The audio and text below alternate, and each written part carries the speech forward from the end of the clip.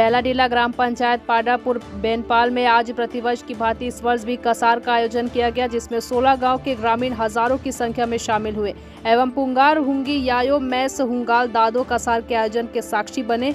हर्षोल्लास के साथ बेनपाल के पेंड मंडा समिति कुंजाम कुटुंब द्वारा 8 मार्च को गांव के प्रमुख लखमा कुंजाम, मंगलू कुंजाम, जागा बेड़े, भीमा मंडावी, पेन तलपति, बुद्धराम मंडावी, पेन पुजारी, जोगा कुंजाम ने आदिवासी संस्कृति के द्वारा संपन्न की। बचेली से फकरे आलम की रिपोर्ट। सब जमीन उमीन का पूरा